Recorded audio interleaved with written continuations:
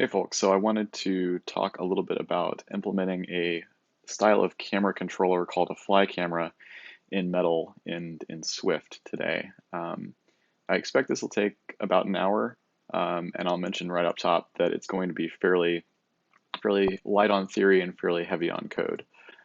So the objectives here today that I want folks to be able to walk away with is essentially how to build a simple fly style camera that can navigate through a 3D scene using the mouse and keyboard. And as a part of that, we'll learn how to incorporate existing third-party code in the form of single header C and C++ libraries into our Swift projects. And then we'll do sort of a refactoring exercise to turn that code into more stylish Swift, including taking advantage of Swift's SIMD types. And we'll go into what that means later, but essentially they're now part of the standard library and they make doing things like vector math and linear algebra easier. So the agenda for this stream is first to find some pre-existing code that implements a fly camera, and fortunately there's a lot of code out there for implementing fly cameras, and it's all of varying quality. But this one project by Nicholas Guillermo is actually quite excellent, so we'll crib very heavily from that. And then from there, we'll set up a basic Metal project using Xcode, and we'll just use the existing game template there that incorporates Metal and Swift. And we'll add some event handling so that we can listen for keyboard events and mouse events and reposition the camera in response to those events. And then once we actually have things incorporated and working, we will take that existing C code and make it more Swifty, more stylish. So to begin with, I'll show you how to get this project, this code from YouTube, from GitHub. So this is the project. It's called Fly Through Camera, and you can see it here in action. It's extremely compact. It's only about 150 lines of C code. Distributed as a single header library. So very easy to get, very easy to incorporate.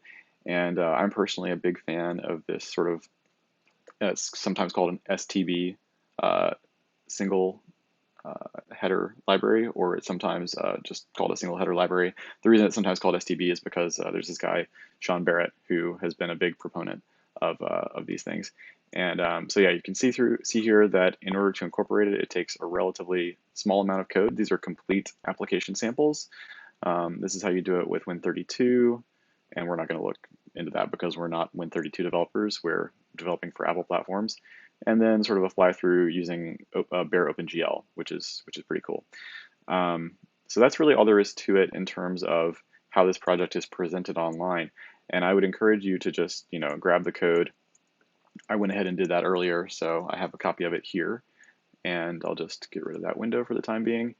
And so yeah, if we actually just quick look through this, first of all, I'll mention that the license is very generous and very liberal. This is published under the unlicense, which means it's effectively public domain in jurisdictions that have public domain. And then there's the README that we just looked at. And then the only other file is this flythroughcamera.h, and that's just a header file that incorporates all of the camera control code. And as you can see, this is very little code. This is, again, less than 200 lines, including comments. So very easy to just grab and drop into a project, which is what we're about to do. But I want to show you sort of where we're headed with this. And in so doing, I want to walk through some of the different camera types that you might use in a 3D scene. So I have here the SceneKit scene editor open in Xcode. And I'll go ahead and kind of bot myself over here now that we're through with the intro. And so what you can see here is we have a really basic scene with just a box in the middle. And down here in the sort of toolbar area, we have an option to pick the camera controller type. And right now it has turntable selected. And what that means is that as I click and drag, the scene will sort of rotate about its center.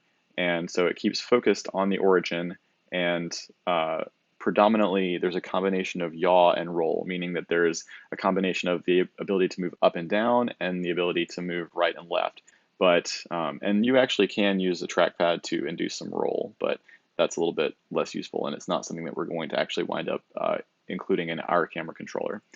And then you can also zoom in and out. There are controls for that.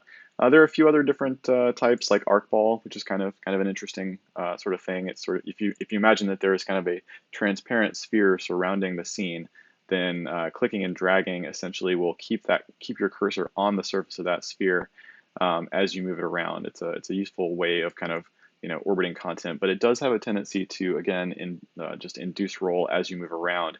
As you can see, if I just move strictly from left to right, there's a certain amount of turn about the z-axis, which is not really desirable in a fly camera ordinarily.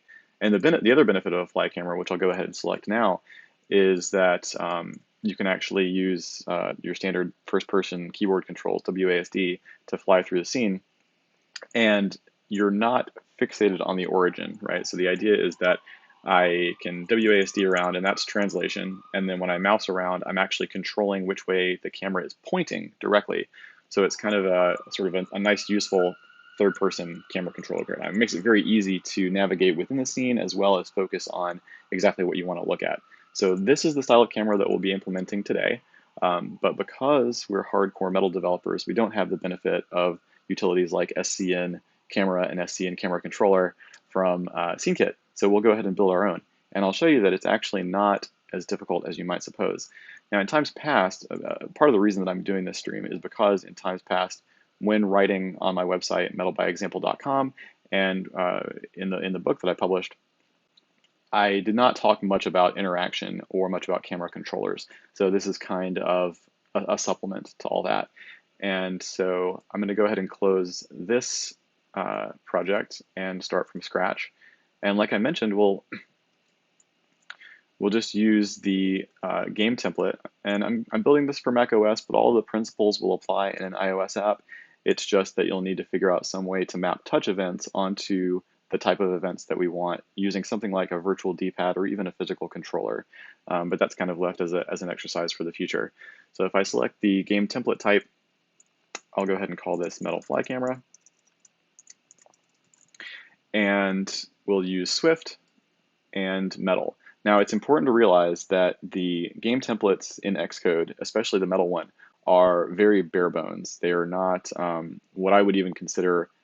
I wouldn't even consider the term game template to be accurate. It is a very rudimentary 3D rendering sample, and as such, the scene that we're going to wind up drawing, and I'll go ahead and show that to you now, is in fact extremely simple. It's just a spinning cube. So there's sort of like a bring your own art slash gameplay aspect to this template, which is fine because we actually don't want to overcomplicate things for now. But we'll go ahead and let that build and run. And for whatever reason, launch times under Xcode 11.2 seem to be a little bit slower than in times past. But here we go. So we have the spinning cube. You may well have seen it before if you played around with the metal templates that are included in Xcode 10 and now Xcode 11.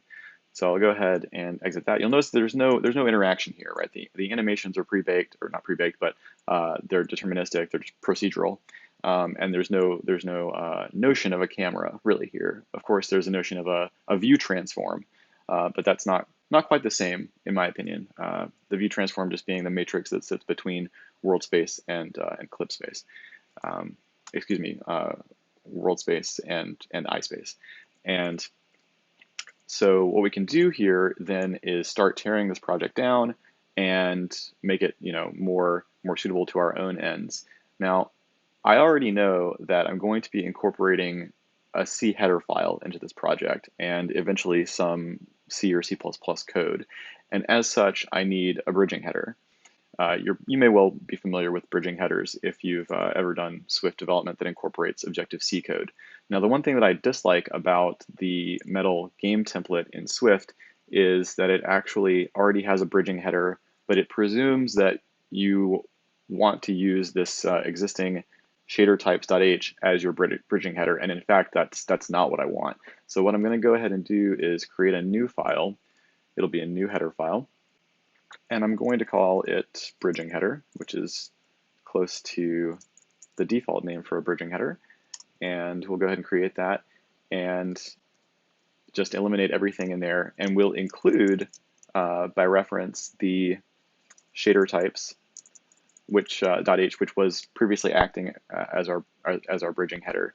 So it actually, that all gets plumbed through, but we're going to add additional includes here. So that's why we need to keep them separated. Okay, so if we go over to build settings, then we'll search for the bridging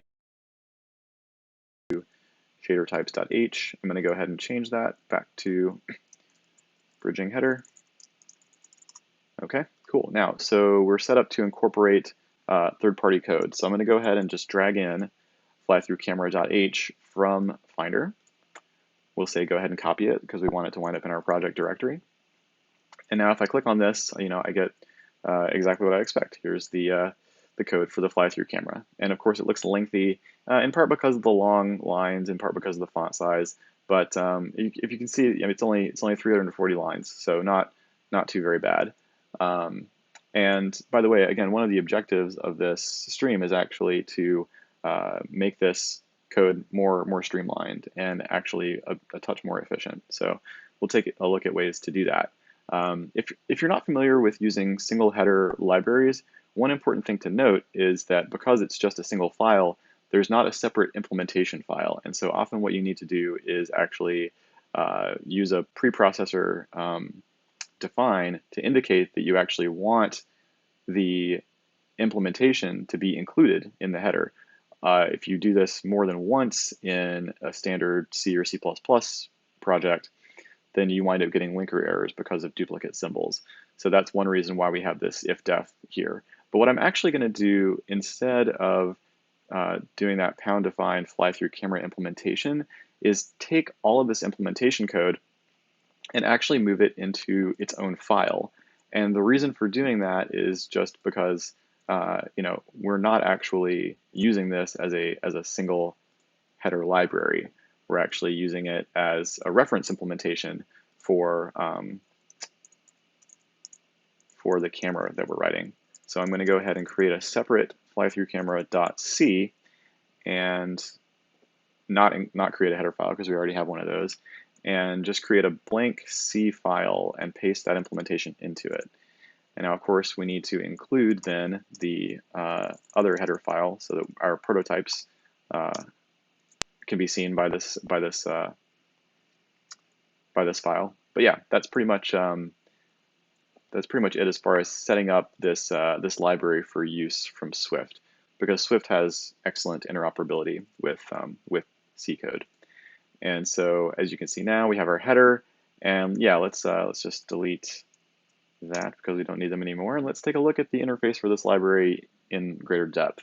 So the comments are quite extensive and excellent, but just looking at the parameter list, you know what? Let's look at the comments because that's sort of what they're there for, right? So we have a three vector called I, and that's the current position of the camera, or rather, it's the current I position.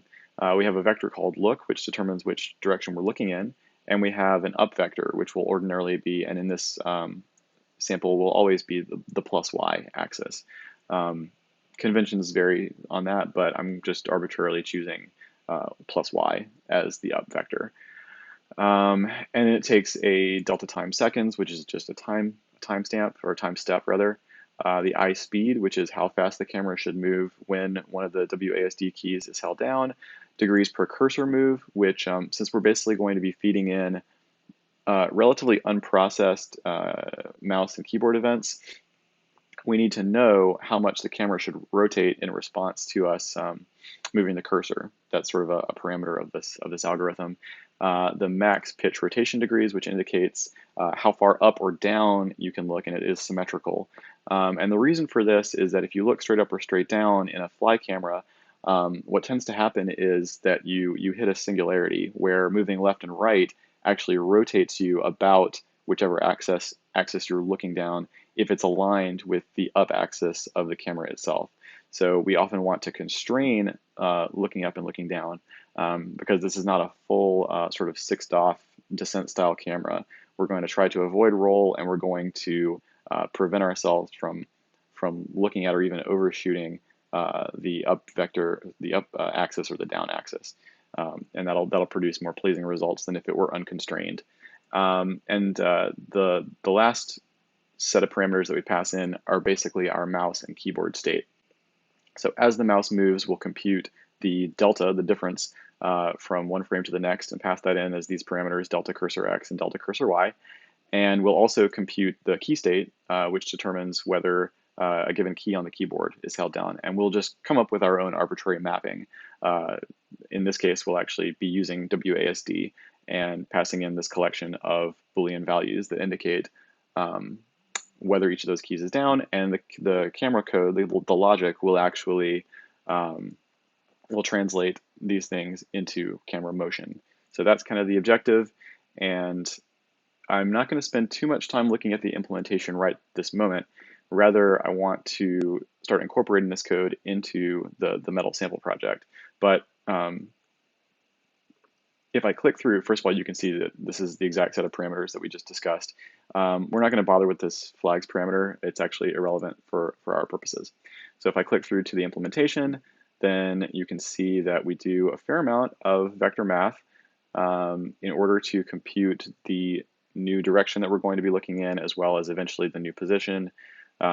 Basically everything that we need to do in response to these input events to create the next camera state. And this function operates on its inputs, meaning that in Swift, they'll need to be denoted as in-out, rather they will be, the interoperability layer will make them in-out, or it might actually make them unsafe mutable raw pointers to a particular type, or unsafe mutable pointers of some description to an array of floats. And what that means is that working with this function as is from Swift is going to be quite janky, as you'll see. But then we'll define a new interface to it that's going to be much swiftier, and we'll eventually wrap all of this up into a class that can be used very easily indeed from our renderer and view controller classes. Down at the bottom of the file, there's this look2 utility function that just constructs a view matrix directly from the those three vectors that we discussed earlier, the position, the look2 direction, and the up direction, and actually returns a matrix that is suitable for use as a view matrix in Metal, which means we'll be able to just drop that straight into our Metal renderer and hopefully get the camera to just kind of fly around as we want. So let's take a look back at our view controller and go ahead and talk about how we receive inputs in the first place. You'll note that this class is fairly spare because most of the work done in this sample actually takes place in the renderer, which is associated with the view of this view controller, and that view is an MTK view. Just wanted to be clear about that. So we've got this view did load. It basically just does some wiring up of the view and its delegate, which is the renderer. And in order to actually receive keyboard and mouse events, what we want to do is override various methods that are part of NSResponder, and NSResponder is in the inheritance chain of NSViewController. So we can actually just go ahead and basically wait for or listen for mouse up, mouse down, and mouse dragged events. So we'll just go ahead and implement each of those in turn. And then we'll go ahead and just log a message when we actually receive one of these events. And we'll say something like mouse up with event, just to make sure that we're actually, you know what, I'm actually going to make it so that we can duplicate this across the board. So mouse event, and just print that out each time. And you'll notice that if I go ahead and build and run that, and close this variable view here, as I click and drag around, I actually do get log messages that indicate the location of the cursor in the window. So that's quite straightforward. And we'll, of course, talk about how to map those to camera events momentarily. But in addition to that, we actually want to listen for key events. So we'll listen for key up and key down, and make note of when keys actually change their state. So I want to, in this instance, indicate that there is a key event that has occurred. Now you might expect that this would be sufficient for getting key events, but it turns out that by default, NSViewController does not receive key events. So those were some mouse events that just flew by, but if I type on the keyboard, I just get a bunch of beeps, and I don't actually get any log messages. And we actually anticipated this, so what we need to do is ensure that our view controller can become first responder, because the first responder is the object that receives these responder messages first and has the option to act on them or pass them further down the chain. And so we'll say can become first responder, rather. Once. I know some people are yelling at the stream right now. I actually don't remember what that method's called. So func.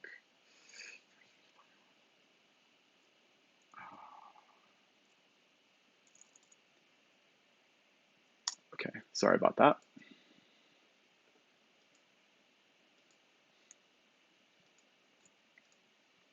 Actually, right, so that might be different on iOS, but here we just say, in response to become first responder, we want to return true to indicate that we are willing to act as first responder.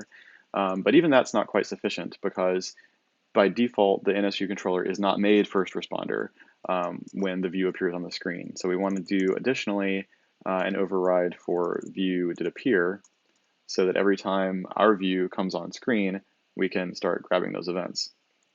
So in view did appear, because we know the view is already on the screen, we know that it must be in a window.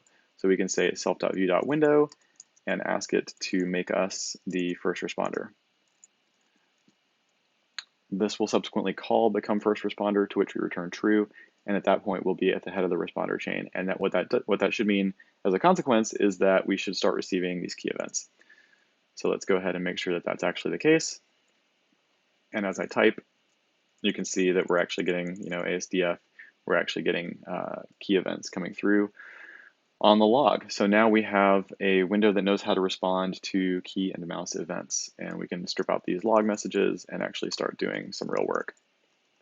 So we'll start with the implementation of the key state, and the way we'll do that is understanding that there are only 2 to the 16th possible unique key codes in Cocoa.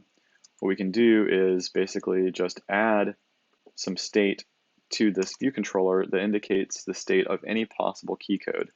So what we'll do is go ahead and say create a mutable array called key state, or let's just call it key pressed.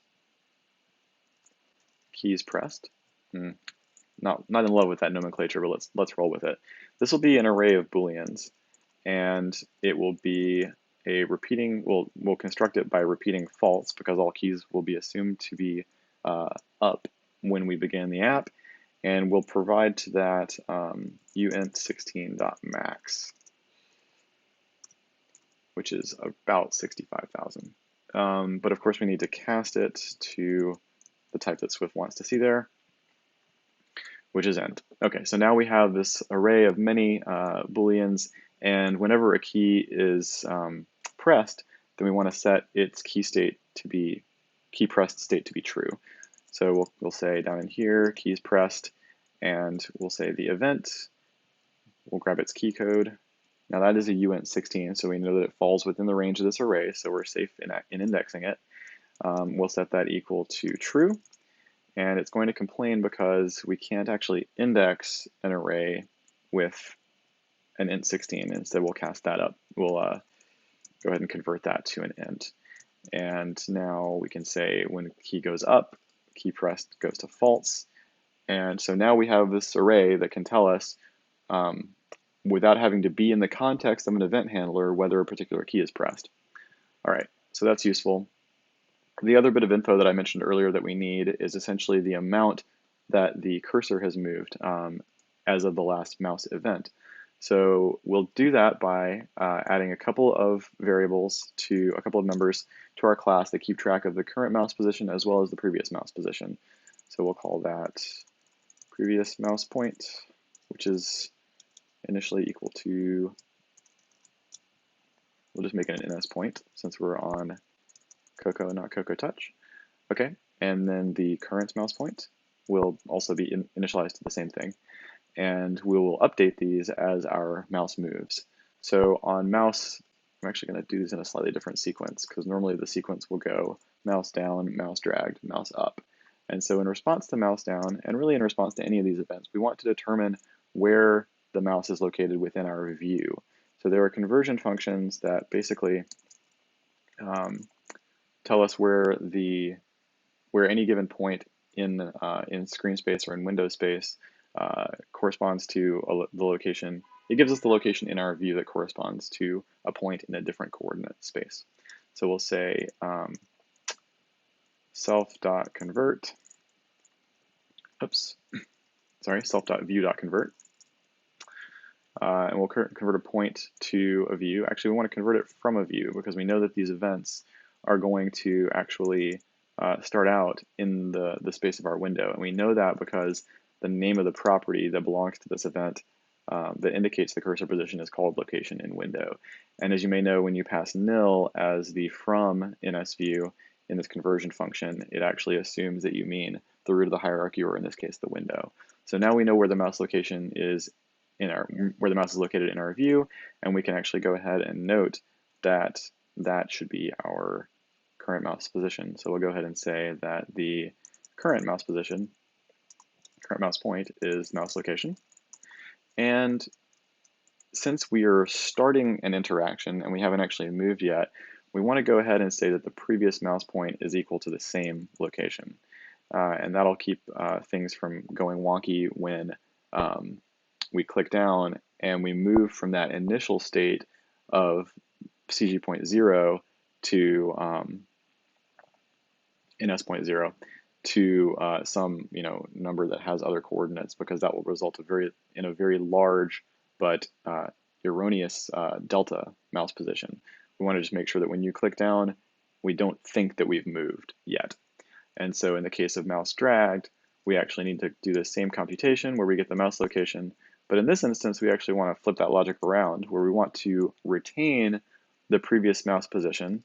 So we'll set previous mouse position to current mouse position, and then we'll set current mouse point to the current cursor location. And what that means is that when we take the, so just to be clear, we want to set the current mouse point to the mouse location, so that when we take the difference between those two, we actually get the amount that the cursor is moved between events. And then when mouse up happens, we want to stop interacting, so we actually do pretty much the same thing that we did previously. We set the current and previous mouse locations to the same point. Now actually we could, since we tidy things up in mouse down, we could just actually follow the same logic that we followed in mouse up, except for the fact that if we're no longer receiving mouse events after the mouse goes up, there's a chance that we're going to wind up computing an incorrect delta mouse. So what we actually want to do here is the same thing as before, where we set both the previous and the current to the mouse location. Okay, so now we've actually implemented most of our input system, and it's going to be a matter of updating the camera in response to that whenever the view needs to draw, or rather whenever we decide that we want to process these input events in bulk. So in order to do that, as you may know, MTK-View has a built-in timer that actually keeps up with the cadence of the monitor and draws at 60 frames per second. Because that loop is actually abstracted in the renderer, we're just going to go ahead and make our own sort of event update loop. And we'll do that by actually just using a standard NS timer. And we do that in Swift by just saying timer, scheduled timer with time interval. In this instance, we'll do it 60 times per second. We want it to repeat indefinitely, and we want this the block to essentially just call some utility function that bakes together all of these input events and actually updates the camera. So in this case, I'll just say self.update camera, and then we'll go ahead and write that function. We'll go ahead and do that here. We'll go ahead and say func update camera, and this is where we're going to compute the relevant state that we're going to pass in to the fly camera controller, as well as generate a new view matrix to pass on to our renderer. And we'll talk about how to expose that linkage in just a moment. But first, we need to consult with the fly-through camera header. And actually what we need to do is, since we haven't included it yet in our bridging header, let's pop over there and make sure that we are in fact including it. Now I'm actually going to say import here because we are in sort of an Objective-C context here, and I'll use the same keyword here. Unfortunately, we don't get type ahead there. Okay, so let's just make sure that we're still building first and foremost, because we are now for the first time actually building that, that C file, I believe. And what that should do is actually allow us now to access this camera implementation inside our Swift code. It'll be made available as part of our module, as part of a global as a global function. I'm not actually certain how that works, but in any event, it should be accessible now. You can see that indeed we have this fly through camera update function, which is what we want to call. Now you'll notice that this signature is horrendous. This is not a signature that any person would knowingly write. We've got these unsafe mutable pointers that are typed as implicitly unwrapped optionals. You know, we've got all of our key states are imported as explicitly sized ints, which we don't really want. But I want to work through this as an exercise just to show how we can reduce these impedance mismatches between imported imported C functions and how Swift invokes them. So I really am going to take the hit here, and you'll notice that actually Swift's standard array can be cast to unsafe mutable pointer to the contain type. So let's just go ahead and create enough local variables to contain all of this state, both the mutable state as well as the state that represents our inputs. So what that's going to look like is we'll need to make all of these mutable pointer types mutable variables, and we'll go ahead and say that an I is, I guess what we can do here is just make it an array of float that repeats 0. Actually, you know what? I'm going to type this as a float array, and going to set it initially to the value 0, 0, 8, let's say, because that'll push us a little bit farther back, or push us back from the origin. And that'll be our initial viewpoint. And we'll say look is of the same type. And initially we want to look down the negative z-axis into the screen. So we'll go ahead and set that to 0, 0, minus 1. And we'll set our up vector to the aforementioned z-axis. So in that case, that'll just be 0, 0, 1. And I'm going to fix that, excuse me, the up is going to be the y-axis, so it'll be 0, 1, 0.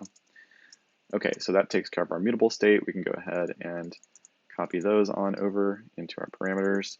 We're going to probably wind up wanting to take their addresses, but we'll see. And then there's also this view parameter, and the view parameter is the 16 element collection of the entries in the view matrix. So that's essentially the out parameter of this function. We're not going to pass, it doesn't need to be, need to have any sort of meaningful quantity or be initialized to anything useful. So in that case, we will actually just set it to, you know, an empty array that just repeats zeros, let's say. Not a big deal. So we'll go ahead and create that array to contain 16 elements because that's how many entries there are in a 4x4 matrix. We'll go ahead and pass that in. In terms of delta times seconds, I'm going to use a fixed timestamp. So I can just say let time step be a float that is equal to 1 divided by 60.0. We need to explicitly type this as float because by default that constant would be a double. And then we'll also pick some arbitrary constants for these things to determine how fast things move, both in terms of the linear velocity as well as the rotational velocity. So we can define the degrees per cursor move, and this is actually going to be degrees per cursor point, just to make that explicit. That will also be a float. And I'll go ahead and set that to, I don't know, say 6. It's probably a little bit fast, but we can figure it out later. And then we'll say, sorry, the eye speed is the number of units per second that we move when we are holding down one of those WASD keys. So we'll type that as float, and then we will say, okay, maybe it's 3 meters per second. We're just spitballing here. We can fix all this later. Okay, so now we need to actually start building out the key state and the event state. You'll notice that we take, sorry, just copy these over real quick. So now we need, oh right, we need a maximum pitch rotation degrees. You know what, I'm just gonna hard code that to 89, which will keep us from looking all the way up, but we'll feel like we're getting all the way there. And that's again symmetrical about the XZ plane. So we'll just set that to 89 degrees. And now let's compute the difference in cursor positions. So eventually I'm going to want to pass these in as floats. You'll see that initially, once this camera starts working, by rounding them down to integers, we're actually going to lose a lot of precision, because oftentimes the cursor will change by less than 1 point when it moves. And as a consequence, or rather it will be fractional. It may not change by less than a point, but it will be fractional. And that will wind up sort of jankifying our motion. Yeah, that's a technical term, jankifying. Okay, so let's compute those, and we'll just say that the cursor delta x is just equal to the previous, the current mouse point dot x minus the previous mouse point dot x. And we'll need to cast that down to an int32. Also note that this, okay, yeah, so it's signed, but it's integral, so it will not be what we want. So likewise for the y, compute that difference. And now we might want to flip this here, right? Because if you think about it, the coordinate space that we're working in metal is going to have the y-axis increasing upwards. And in screen space, in view space, I shouldn't say view space because that's ambiguous in this context, but in screen space, of course, the y cursor points down if we're in a flipped NS view, which I think MTK is by default. So there will be some sign hackery that needs to happen in order to ensure that we're not looking down when we want to look up. But we'll handle that as it arises. It's always one of those things that's kind of requires a little bit of tweaking. Okay, so let's compute the key state. We'll go ahead and say, just create a variable for each one of these. We'll say forward pressed is going to be the key pressed vector indexed at the W key. Now, there's not a super straightforward way of mapping from, or rather inferring which key corresponds to which key code. This is a mapping that's defined just as part of Cocoa. So I'm going to cheat here and actually use a pre-existing header, which no longer exists in the SDK, but nonetheless will allow us to handle a map from any key that we might care about to its corresponding numerical key code. So in order to do that, what I'm going to go ahead and do is actually just drop it any old arbitrary place. We'll go ahead and put it in shader types just for the hay of it. Actually, that may work. Let's see. All right, so now we have our little key definitions, and hopefully they'll pop up in the global namespace. Right, cool. So all of the letters are going to be prefixed with KVK ANSI, and so we can go ahead and say, well, let's see what W is, and then just continue down the line. I'm actually going to copy paste that line, and we'll do that a few more times. Now, in this implementation, I'm not going to implement jump and crouch, so we don't actually care about the space key or the control key or however those might be mapped. And as a result, we'll be constrained to move sort of in the local XZ plane of the camera, but that's fine. That's not a big constraint. If you want to add that back in at your leisure, be my guest. So we'll map S to backward, A to left, and D to right. And now these are Booleans, right? And bool is not implicitly convertible to int32. By the way, I'm going to tidy some things up here by putting everything on its own line. I know that's not ultra Swifty, but just in the interest of keeping all these things legible.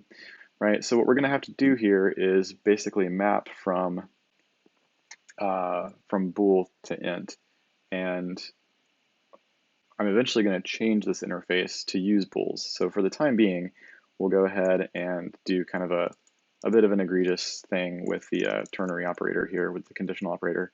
We'll say if forward is pressed, then pass 1, otherwise pass 0, and we'll just continue this down the line, right? And we'll, of course, fix up those variable names in a moment. We're actually going to say that jump is never held, crouch is never held, and flags is always 0. So we can go ahead and just pop that down there. Okay, so now we need to just fix up these, the order. I actually forgot the order, so I'm gonna instantiate another little call here. So the order that we want is forward, left, backward, right. So let's go ahead and do that. Forward, left, backward, and right. Okay. So interestingly, we now have, well, we don't have a very useful camera, do we? Because we're missing two things. We're missing persistent state. In other words, we need to hold on to these vectors across frames so that we can update them incrementally. And we also, of course, need to actually retrieve the new view matrix after we update the camera. So we're getting told here that we can't convert an array of float to an unsafe mutable pointer to float. But what we may be able to do instead is go ahead and just pass those in as pointers by taking their address. I don't know. Does that syntax actually mean take the address of in Swift? I mean, pointers in Swift have always been a little bit hacky, but anyway, I think that'll do the trick and make the compiler happy. Okay, cool. So now we're actually updating the camera, and what this means is that we will have a valid view matrix present in our view array, and subsequently it's just a matter of updating our renderer with the view matrix that we want to use. So let's go ahead and actually pop over to the renderer class itself and do a couple of things there. Specifically, creating a publicly accessible view matrix member, as well as, well, that's pretty much it, because then we can set it externally. And so what we want to do here is, I'm just kind of scrolling through the renderer code. You're free to read it at your leisure. You may already be familiar with it. We'll notice that we're just creating a fixed static view matrix here. And that's just positioned 8 units back from the origin. And that, in turn, is basically what the initial state that we're emulating currently by setting the I position to z equals 8. Because if you recall, a view matrix is essentially the inverse of the world matrix of the camera, right? Because we actually want to transform from world space into camera space with this view matrix. So it's the inverse of what we might normally want to use. And the upshot of that is the translation of the camera will appear negated if you're just doing a pure translation. So that's the reason for the disparity there. And what we can go ahead and do is actually just remove this local variable, and we'll say var view matrix equals this thing, and then go ahead and actually hoist it up to be a member. And we'll go ahead and make that a public variable of this class. Not quite sure where to put it, so I'll just pop it in any old place and prefix it with public, which may not be strictly necessary in this context, but if we were using this across modules, it would be. Okay, so we've got an initial matrix, and so what should happen is now, I mean, we haven't changed anything in terms of the functionality yet, right? Because we need to actually feed in the view matrix elements. So if we actually build and run right now, you'll notice that nothing's changed, but also we're not interactive yet. So the last step of incorporating this code into our app and making it interactive is to go ahead and construct a new view matrix out of the entries that we've computed in our utility function. So we can say that a view matrix is going to be of type matrix float 4x4. And that has a number of different constructors, but the one that we want to use is the one that takes a set of 4 SIMD4 float vectors, and we can construct them individually from the elements in the matrix, or rather the elements in the array that represents the view matrix. So what we can do here is everything is stored in view, and we can literally just pipe the elements of view into these vectors, and they become the columns of the columns of the view matrix. Now I'm not transposing here, and that may wind up coming back to bite me, but we'll presume that these entries comprise a column ordered matrix that's meant to be multiplied on the right. Conveniently, if they actually represent a row major vector that's meant to be multiplied on the left, those two things exactly cancel, and consequently we'll get what we want. We'll know pretty much immediately that we haven't gotten what we want because basically everything will be backwards. So let's go ahead and just test that hypothesis that the math is in our favor. Okay, so now we've got this view matrix, and we can go ahead and just say to our renderer that its new view matrix is equal to our newly constructed view matrix. Cool. Okay, so now let's go ahead and build and run, and at this juncture we should actually see some kind of interaction. Now again, things may be upside down and backwards, but we should at least be able to navigate a little bit. And we are not, because all of our state is still local. So we're actually recreating it every time. So let's go ahead and actually hoist all of those, all of the camera state up into member variables. And it's distinctly possible that this still won't work, but you know what, we'll tweak with it until it does. So let's see what we got. All right, I'm holding down the S key and I'm not seeing anything. So the question we have to ask ourselves in situations like this is, well, the screen's black, you know, where did everything go?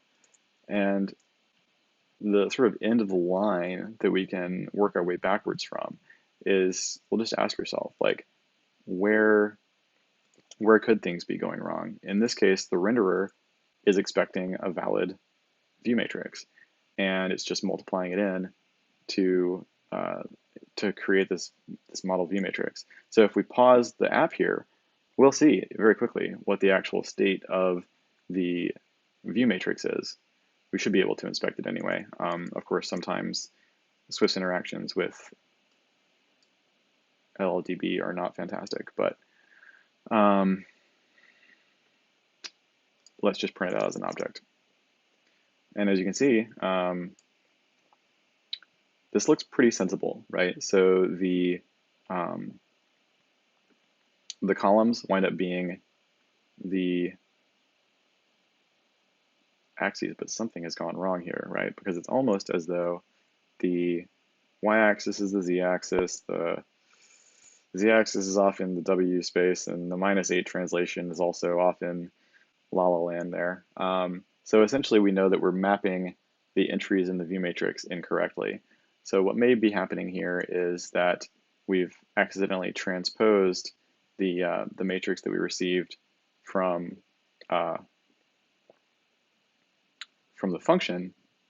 But the reason I suspect that's not strictly the case is because if we had only transposed, then I would have expected the rotational portion of the matrix to still be symmetrical. So let's find out what happened there.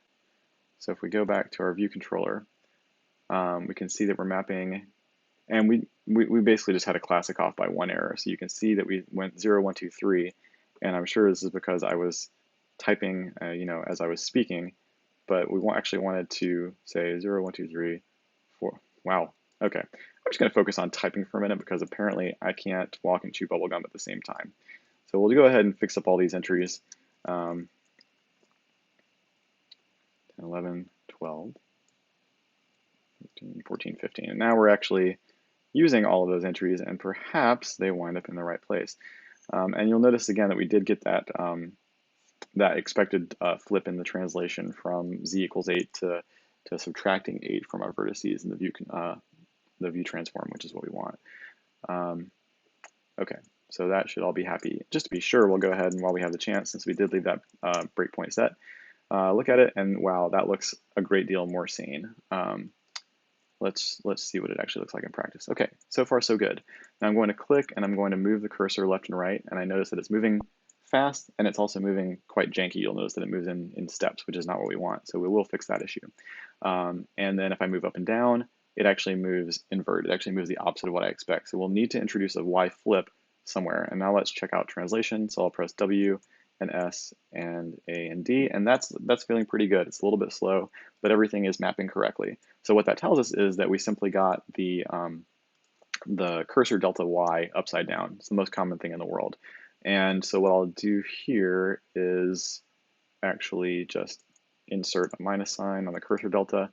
That should make us happy. And since our degrees per cursor float felt fast by a significant factor, so I'll go ahead and knock that down to 2 or maybe even 1.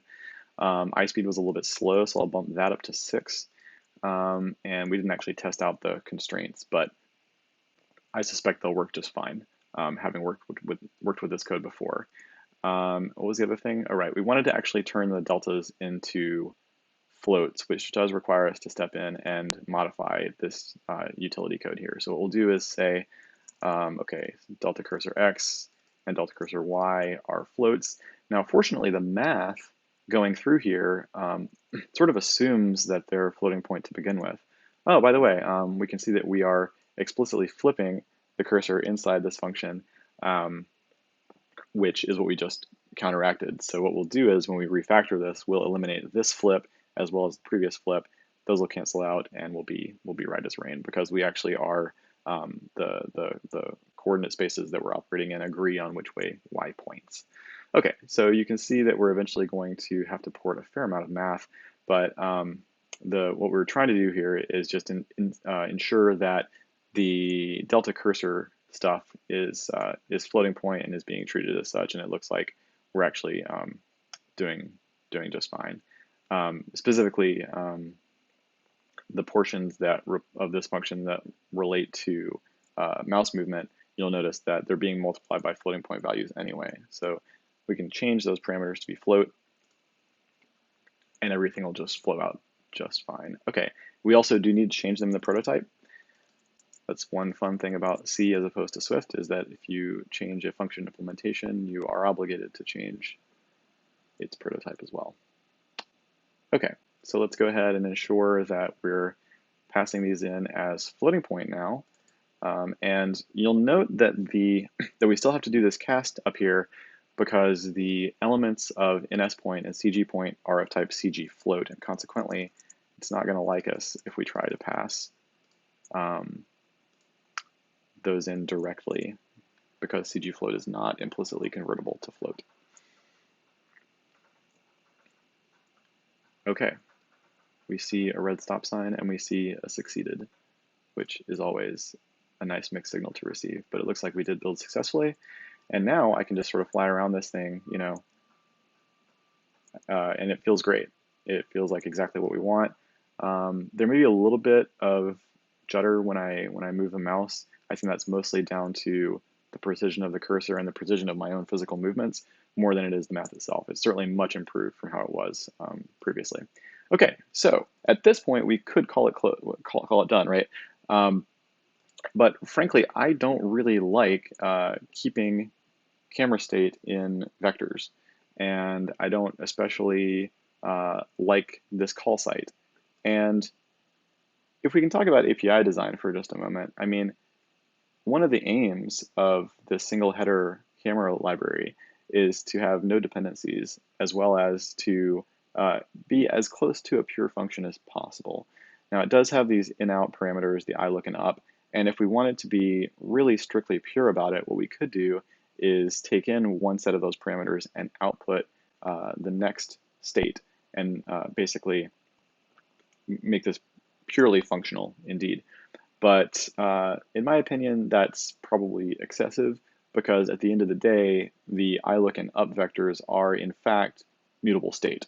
So whether you model them as, you know, you replace one complete state with the next each frame, or you just keep one set around and copy that as necessary or update that as necessary, it's kind of an academic distinction, in my opinion, and I know that other people have really strong opinions about that, so I won't say much more. But suffice to say that like this is fine, right? This is fine, but this call site is not fine, and so we're going to go ahead and actually at this juncture go ahead and start porting this code over to native Swift, including using Swift's now built-in SIMD vector types to make this implementation a lot more legible and a lot swiftier.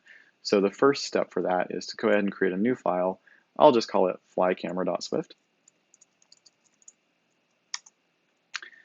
And in this file, we'll actually create a class called flycamera.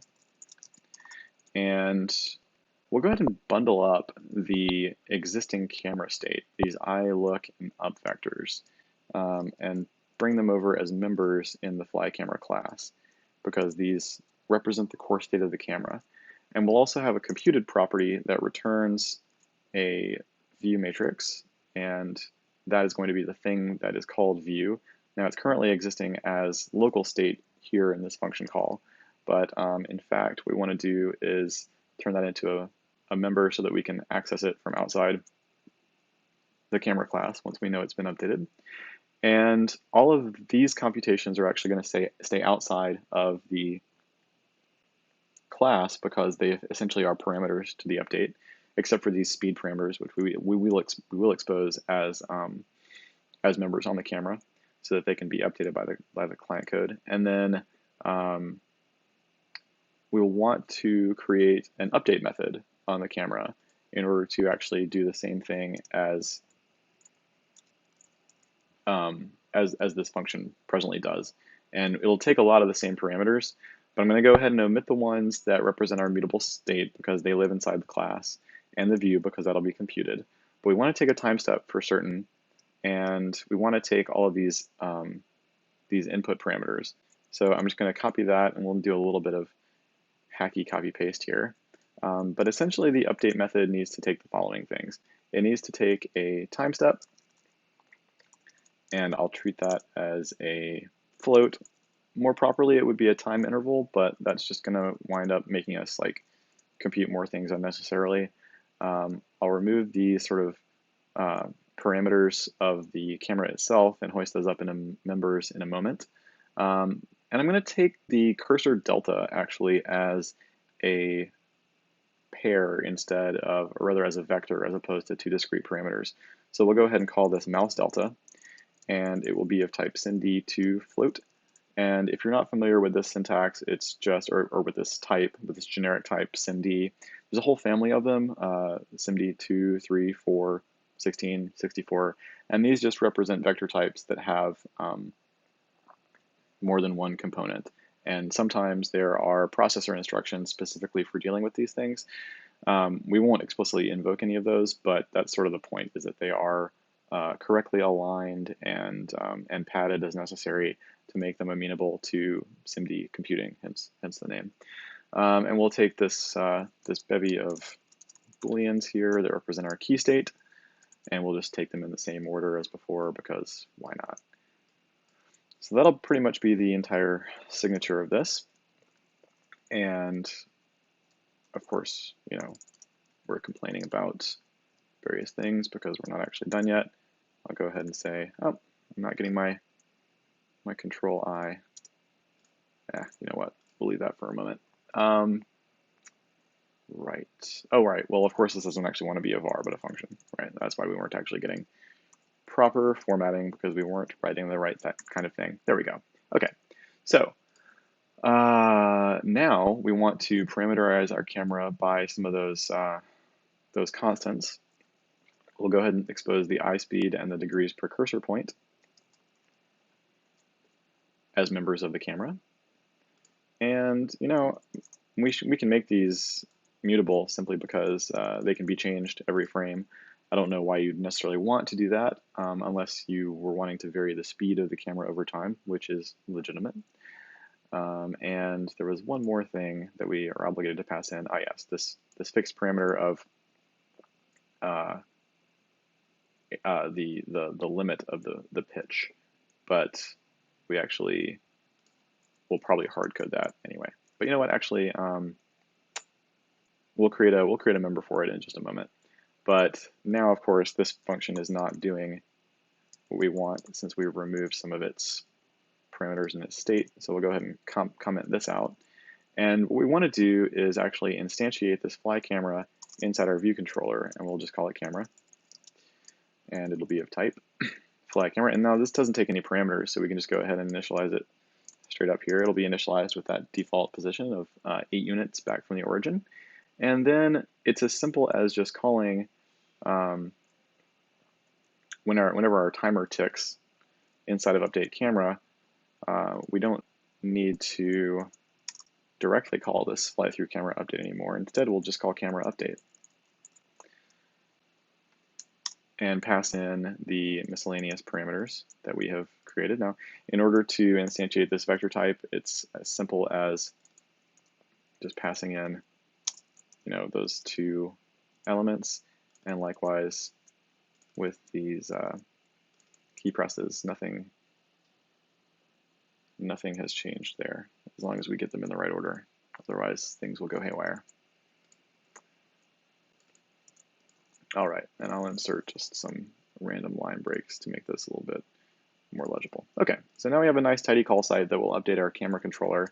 And the last step here is simply to say, okay, well, what I actually want is the camera to go ahead and hand me a view matrix that's suitable for use. So I'll say camera dot view matrix, and I'm going to actually create that as a computed property, or at least as a member. And now I can just sort of knock the scaffolding out, because we're not actually ever going to call this function again.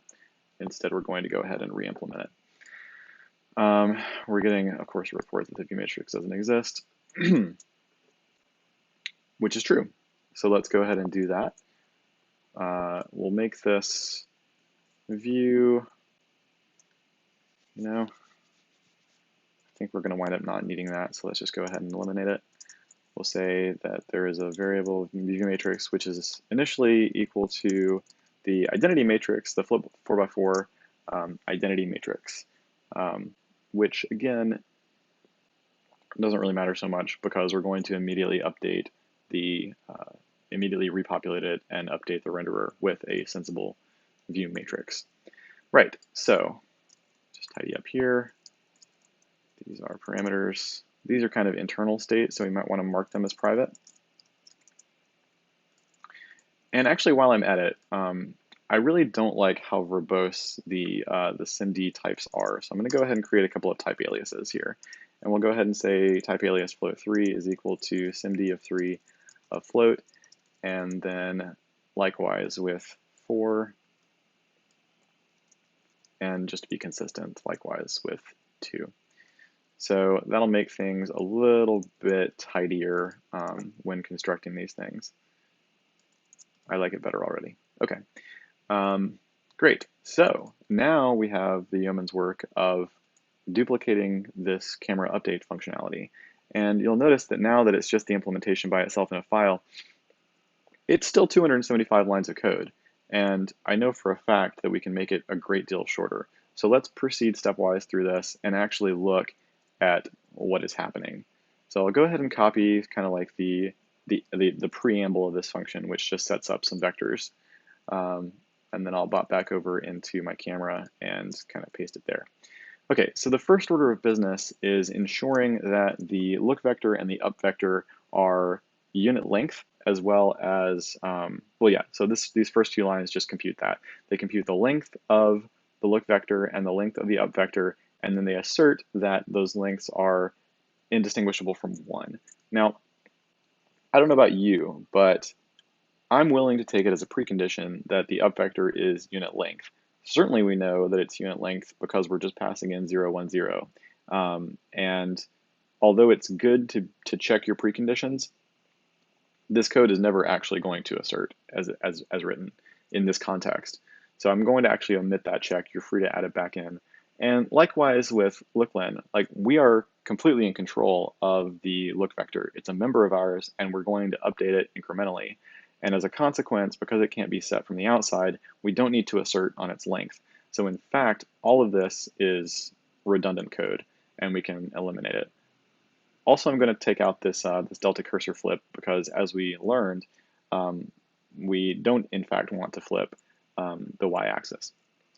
Now you'll notice that sprinkled throughout this code, Nicholas has helpfully provided us with equivalent expressions to the math that is written out longhand. And that's incredibly useful because SIMD, which is in Objective-C, it's a framework that you can include in Swift.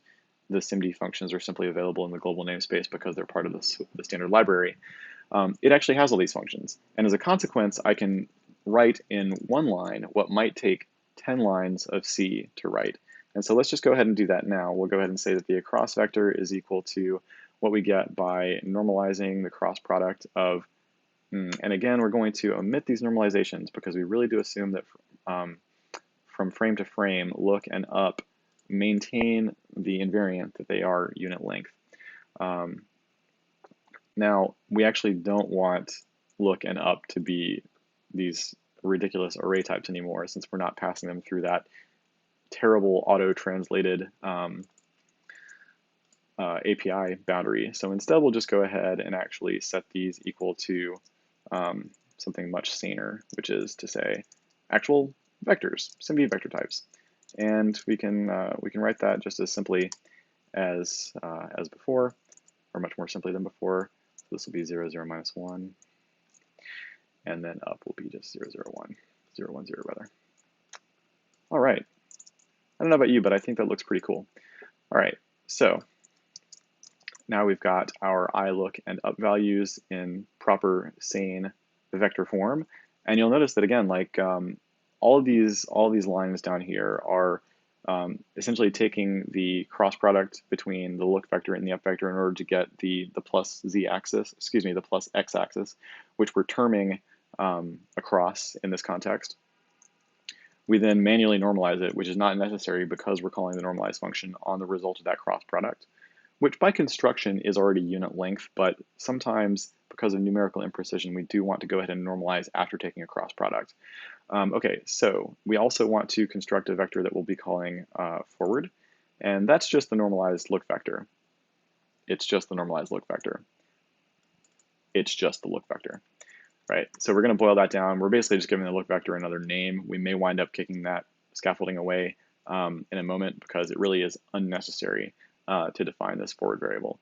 And then upward, I don't think upward winds up getting used either, but we'll go ahead and just for the sake of it, what we're doing, by the way, here, since we already have an up vector, but we're now calculating the upward vector as a cross product of across and forward, we're actually engaging in something analogous to Gram-Schmidt orthonormalization, where if the up vector were not already orthogonal to the forward vector and the across vector, this would ensure that upward was orthogonal to those other two vectors. So it's essentially a way of creating an orthonormal basis from a lower number of normal vectors, other normalized vectors, as long as those vectors themselves are not linearly dependent. That may not be the right way to phrase that, as long as they're not identical.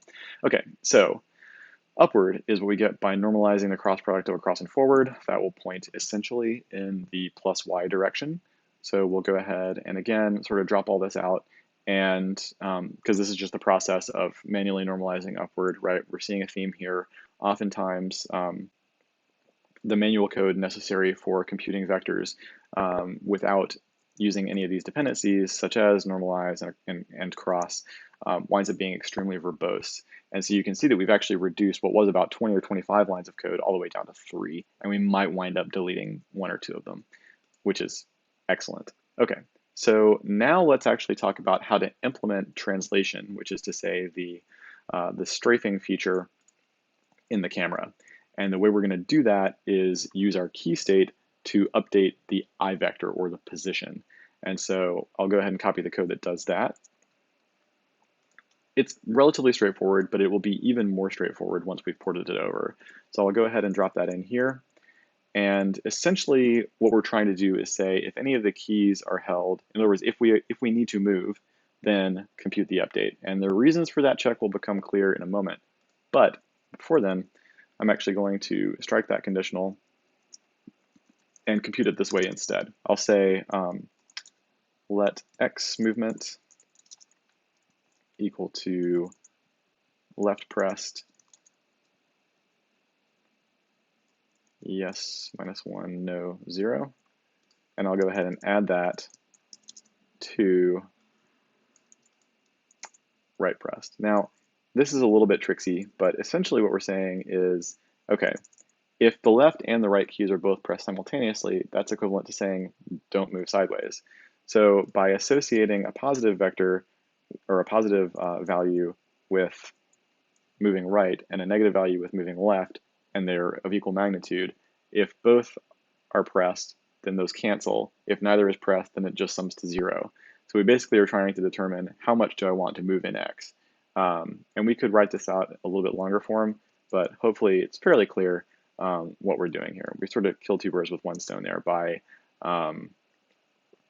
ensuring that we ignore redundant key presses, and we also compute the amount that we want to move along the X and the Z axes fairly compactly. Now the Z movement, of course, is predicated on moving forward when W is pressed and backward when S is pressed. So we'll go ahead and paste those in.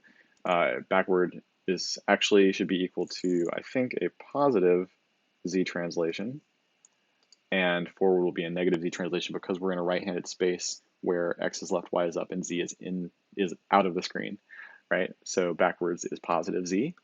And now we have this the movements that we want in our respective directions, but we don't have a combined vector that represents how much we want to move total in the XZ plane.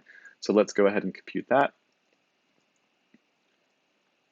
But first, let's compute how long that vector is, because it could be 0, 0. So we'll just go ahead and say movement magnitude. I don't know what feels good. I'm going to call it movement magnitude, even though that's a little bit verbose. We'll say that's the hypotenuse of the triangle with X movement and Z movement on its sides. And what I'm doing there is essentially saying, okay, use the Pythagorean theorem to determine how long this vector is, and we're going to use that as a check to see if we're moving at all. And what I'll do, in order to do that, we know that it's either equal to, each XZ component is equal to 1, -1, or 0. And so we know that if it's not 0, it's either it's either 1 or greater than 1. And so as a consequence, we can run a check and say if a movement magnitude is greater than some small epsilon, which in this case I'll just use e times 10 to the minus 4. Sorry, 1 times 10 to the minus 4. And that will actually tell us that we are moving, in fact. And so we need to go ahead and compute this movement. So in order to do that, what we'll do is actually construct a vector that represents how much we're moving in these various directions. And then we will normalize it, because we don't want to move faster along the diagonal than we move along, either the straight ahead or when strafing. And then we'll multiply it by our movement speed and our time step to get the amount that we should move the camera this frame. Okay, so let's go ahead and do that. We'll basically say, oh, and one thing I should note here is that it's not as simple as constructing just a vector of X and Z, because we actually want to move along the local axes of the camera. And as a consequence, we need to find the product of the amount to move in X and the local X axis. So let's go ahead and actually step through that. So what that winds up looking like is we want to build I'm just going to call it unscaled velocity. I don't know, let's call it movement. Let's call it XZ movement, just to be clear. And we'll let that be a float 3. My headphones are going to die momentarily, so I'll either switch headsets or switch to built-in microphone. Okay, so XZ movement. In X, we want to move X movement direction, X movement units. And in Y, we don't want to move. And in Z, we want to move Z. And we want to go ahead and normalize that, because first of all, we know it's safe to do so. Second of all, again, we don't want to move faster than 1 unit per unit speed. And that is equivalent to these 10 lines of code. Actually, it's not, I apologize. We need to actually multiply,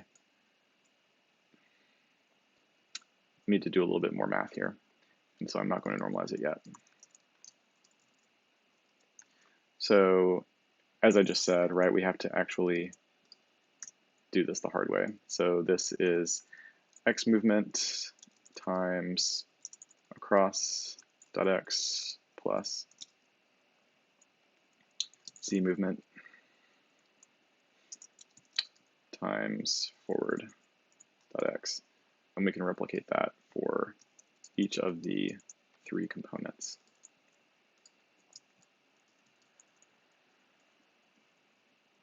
Oops. I don't know why I'm trying to access the components of x movement. Each of these is a scalar. Okay. So that should be y and z, and that should likewise be y and z. Okay. So that gives us the local vector that we want to move along, and it's, again, not normalized. By the way, these should have been cast to float. I'm not sure why those would not have been inferred to be, well, of course I do, because they were inferred to be double. Okay. Okay, so taking care of that, and now we simply need to update the actual I position as I plus equal the normalized version of xz movement multiplied by our I speed multiplied by our time step. And as a consequence, the I will move in 3 space according to whichever keys are held down. Now, at this juncture, we've got enough to kind of start incorporating this code back into our renderer. So what I want to do now is actually sidestep into the implementation of the other, or rather the computed value of this view matrix. So in order to do that, that's fine. It's actually this now. Right, so it's a computed property of type matrix float 4x4.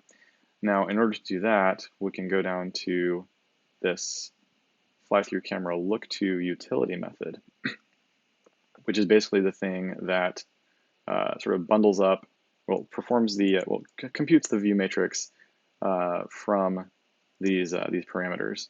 So go ahead and paste that in. Again, don't be intimidated. There's a lot of code here, but very little of it winds up being essential because, again, we're doing this thing where we assert on non-normalized code and so forth. So that's not strictly necessary. We will instead create a local, I don't really want to call it upnorm, but for the sake of it, we'll call it upnorm for the moment. That's literally just what we get by normalizing the up vector. It's the up vector. I'm going to call this u actually. It'll be nice and tidy. Right. We'll make it a var in case we need to actually go through an orthonormalization process. And likewise with this f. This f is just the normalized look vector. And we do need this thing called s, which is helpfully written down here as the cross product of f and u. And so we'll say var s equal cross, normalized cross, f and u. And the s here stands for sideways, which is just another way of saying plus x. And so we're again creating one of these orthonormal bases. We've done essentially all the work that those lines did, so we can eliminate them. And we renormalize, or rather reconstruct u to be the normalized cross product of s and f. That gives us our actual up vector in view space. And that's just the cross product of s and f. And that is what this computes. And you notice that I omitted those flags earlier.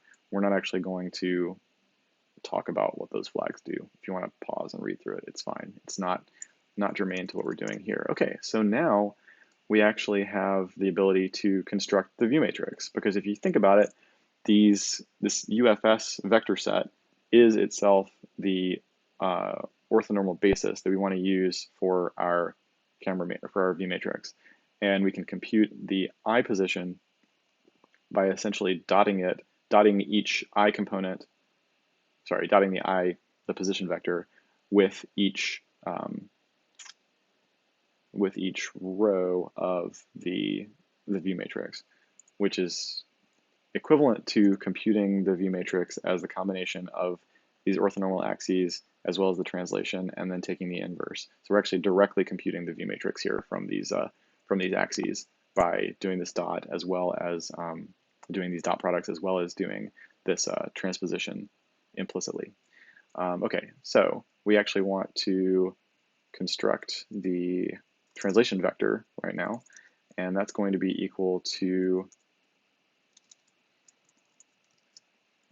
taking the dot product of s and the negative I position, again, because we're implicitly inverting here. We'll take the dot product between the u vector, so y vector, minus I, and lastly, to get the z portion of the translation, we'll dot f, f for forward, with negative I. And if I'm hesitating, it's because I think the f actually needs to be flipped, but we'll talk about that in a moment. So they don't actually do the flip later, so I must have elided a place where f gets flipped around. Let's just double check that. So far, so good. Ah, yes. So, perhaps we need to, perhaps we don't. In this particular case, if we're assuming,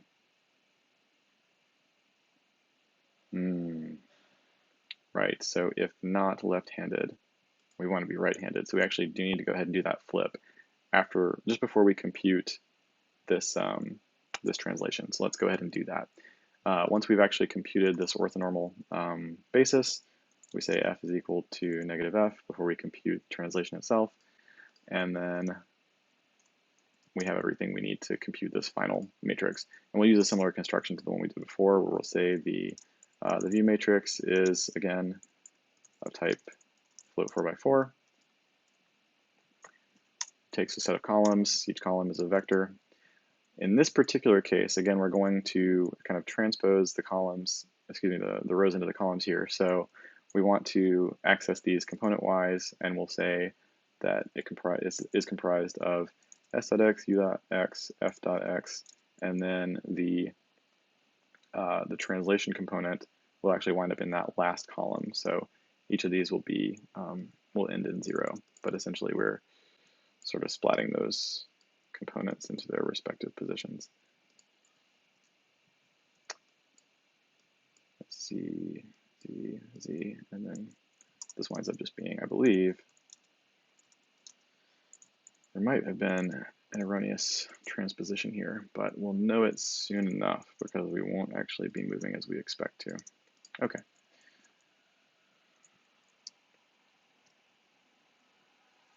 Let's hope that that all shakes out. And you'll notice that this winds up being, again, much more compact than the preceding code, and easier to read, in my opinion. Okay, so now we can actually, on demand,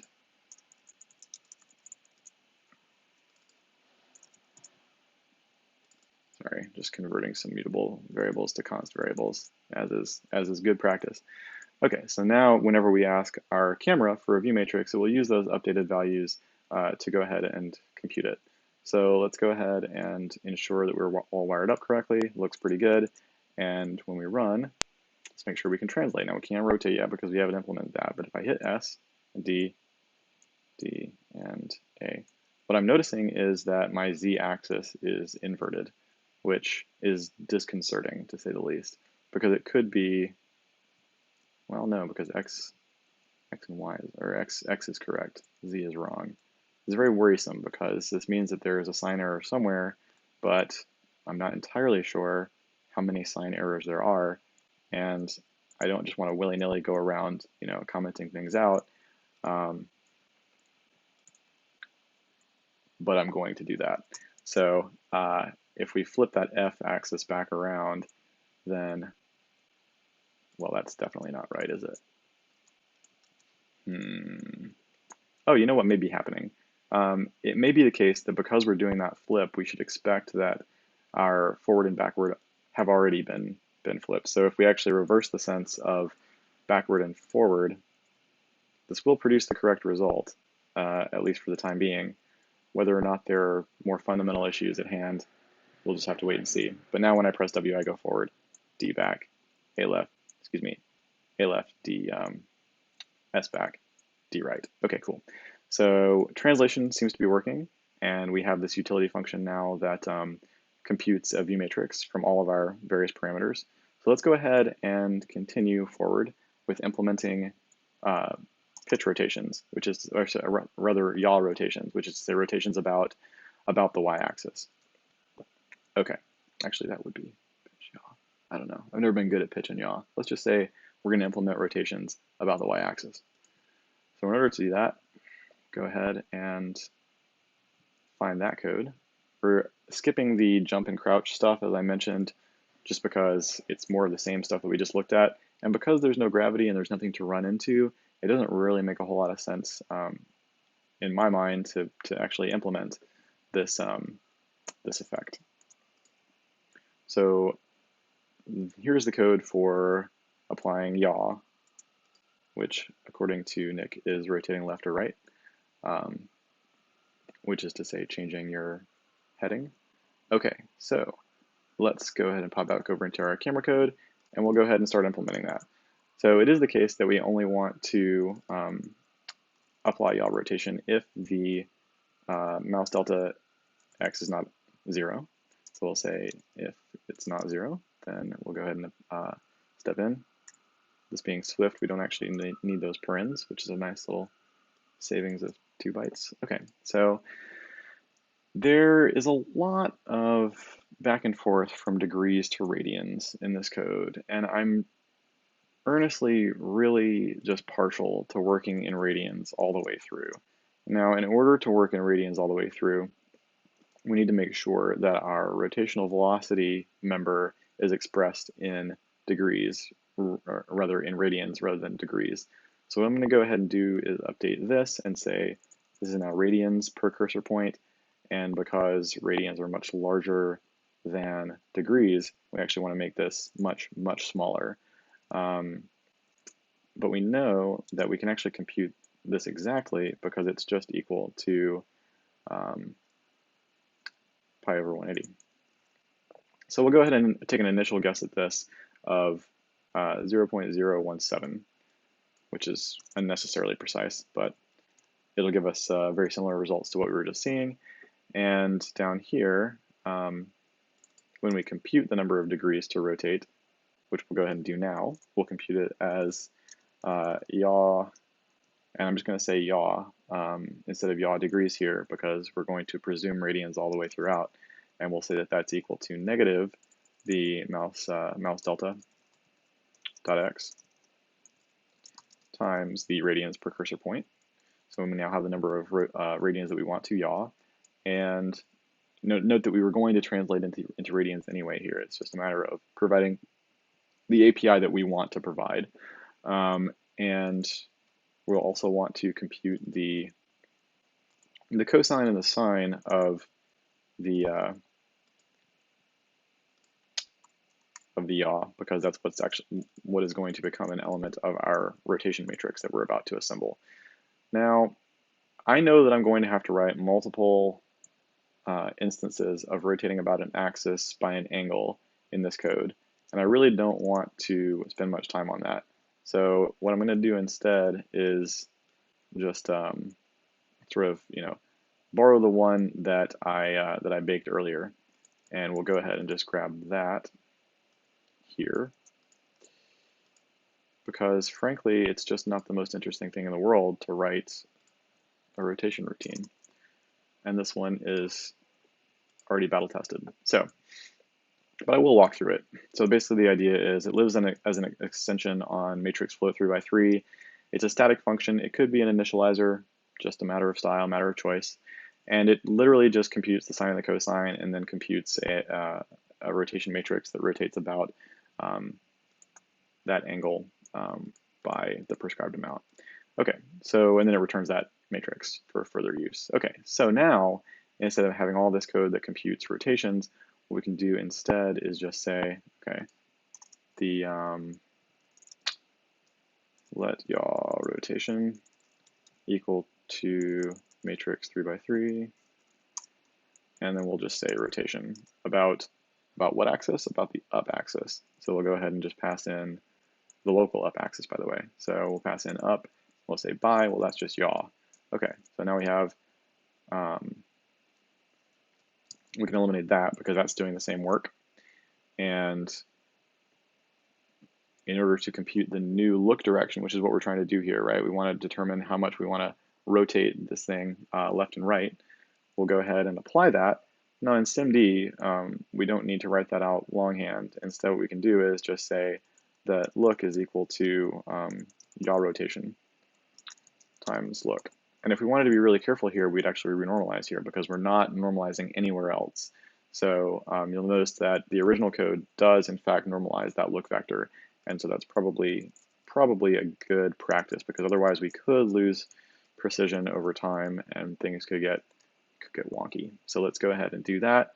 The code I'm about to delete does precisely the same thing in more lines of code. Okay, so we actually don't need to compute the cosine and sine here, and implementing yaw has turned into 3 lines of code, which is pretty awesome. So now, in order to test this, what we'll go ahead and do is just run because everything else is already wired up. So if everything goes to plan, then when I rotate, it should be the case that, it looks as though I'm, turning left and right in the scene.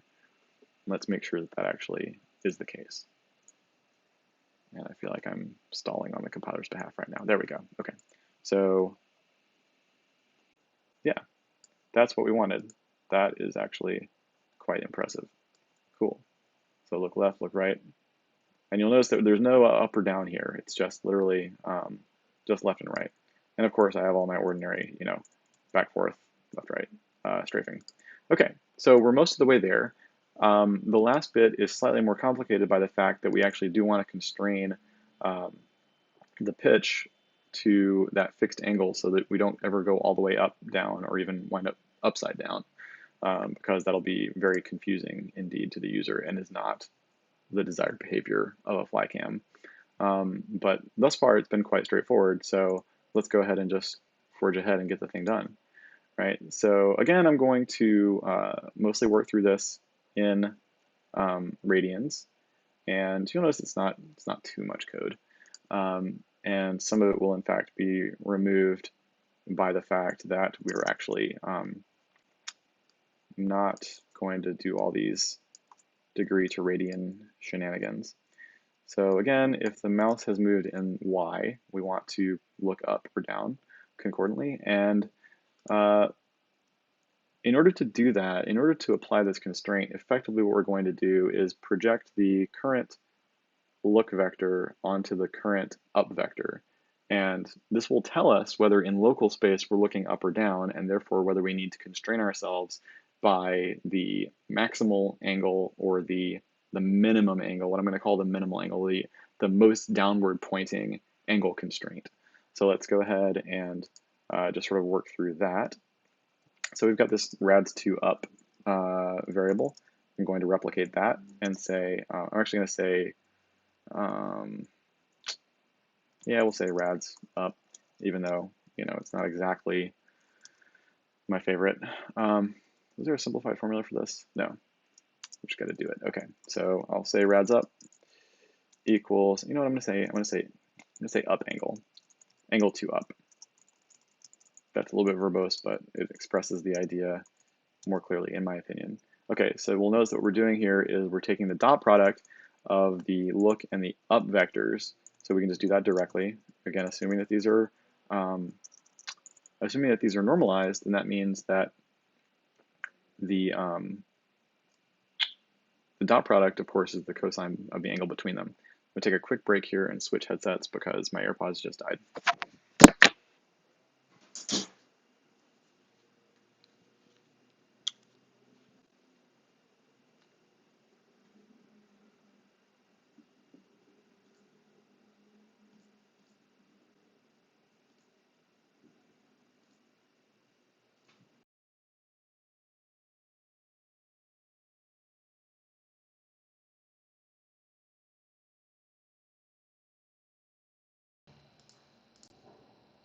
Check 2. Okay, hopefully we don't get any echo. I apologize if things just got a lot worse, or if you can't hear me now. Okay, but we're going to try to forge ahead because we're pretty close to getting done. Actually, let me just run a really quick loopback sound check here.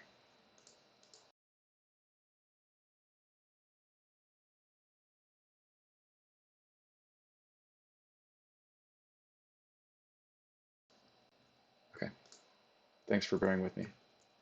Okay, so we've taken the arc cosine of this in order to find the angle between the local look and up vectors. And likewise, we're going to do the same thing. We'll say angle 2 down is the arc cosine of that the dot product between the look and the minus up axis, our local minus y. So that gives us that. We're not going to bother computing the degrees up and down because we're going to do everything in radians from here. So let's just go ahead and create a variable that represents that. So we'll say variable, we're going to say maximum pitch radians.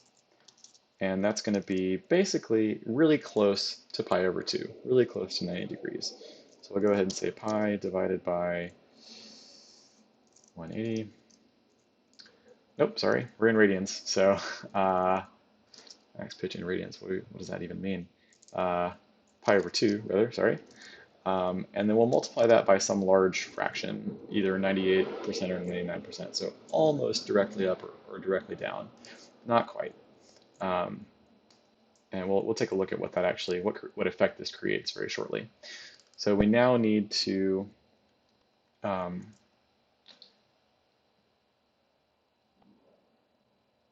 compute some additional ancillary quantities that represent the maximum and the minimum pitch. So let's go ahead and do that. So we'll say max pitch is equal to angle 2 up minus pi over 2 minus the maximum pitch in radians. And we can constrain that to be, right, apologies. Select the right overload. And we constrain that to fall between, to basically be greater than 0. And so we can actually use the max function for that. So between 0 and that max angle. And that eliminates these 3 lines. And then the minimum pitch, again in radians, is going to be angle to down minus 90 degrees minus the maximum pitch rotation degrees because, again, it's symmetrical. So we're just expressing that as a single scalar quantity. I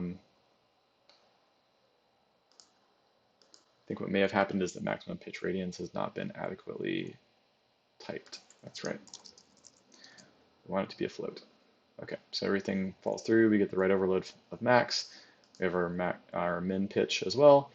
If the min pitch is less than 0, we set it to 0 because we're actually going to wind up negating the angle we compare to it. So we actually want it to be positive for the time being. Okay, so now as before, we want to compute the pitch. We'll say that the pitch is just equal to the mouse delta dot y multiplied by radians per cursor point to get a number of radians to rotate. And now we need to actually apply that constraint from before. And so we'll say, and it turns out there's a nice little trick you can use for that. So basically, pitch is going to be equal to what we get when we take the, okay, let's talk about the maximum constraint first, because we want the minimum value of the existing unconstrained pitch and the max pitch. And then we actually want the maximum value of that quantity and the min pitch. So we're basically constraining it to fall between those two. I haven't worked through the complete analysis, but I suspect that these checks against 0 wind up being redundant in the final analysis.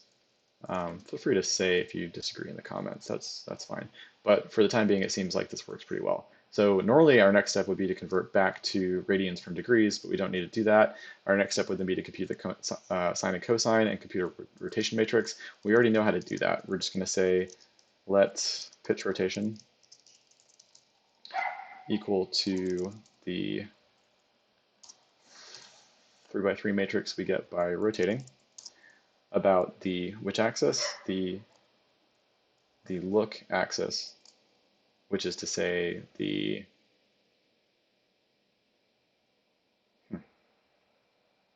why about look?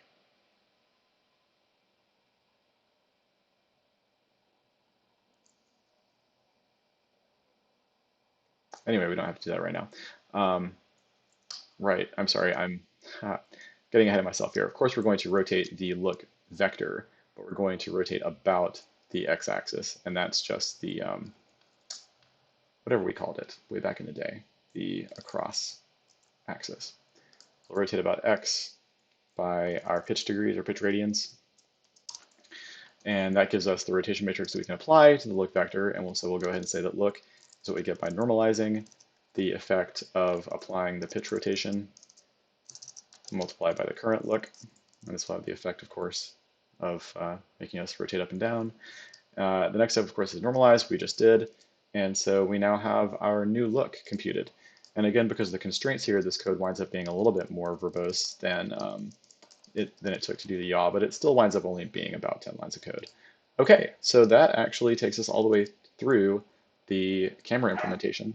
I want to just go ahead and make sure that everything's functioning as expected. And so again, I can, whoops, it's never, it never works exactly as you expect it to the first time. So, um,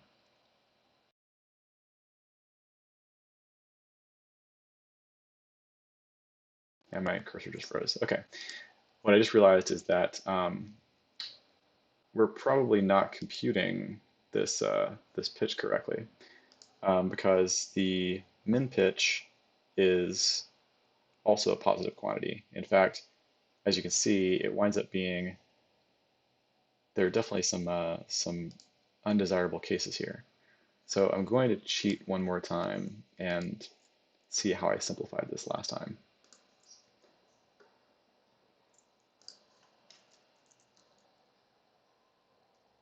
Ah, I just negated min pitch. Okay, well, that's handy.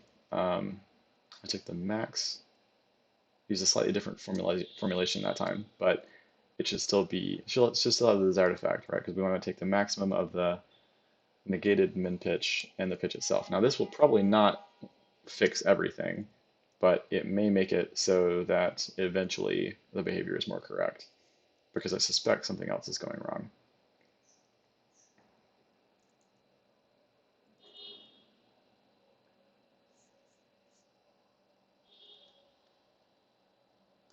Ah, okay, much better. Okay, so left and right feels good. Up and down is inverted. And if I'm not mistaken, I think that's because of this negation here back in our cursor delta computation. So I'm going to remove that because we removed the flip that was inside the function and see if everything agrees. Hey, that feels pretty good. All right. Well, folks, I think we just succeeded in implementing a fly camera in metal. Sweet. Okay, so that's feeling pretty good. Thanks for watching. I'll actually I'll try to put this up on GitHub. If you don't see it there by the time you're watching this, I'll link in the description. I mean, then by all means, do feel free to post a comment or get in touch, and I'll try to share it. But I wanted to belabor the porting process in order to make it so that if you wanted to, you could follow along, and just go ahead and knock out this last little bit of scaffolding here, and yeah, that's how you write a fly camera. Um, Oops, got a little bit too aggressive there. Should not have. Should have just marked forward as let and eliminated upward. Okay, cool, brilliant. All right, so that's our camera controller. This has been a lot of fun. I hope you had some fun, maybe learned something. Do feel free to comment or get in touch. And yeah, thanks again for tuning in.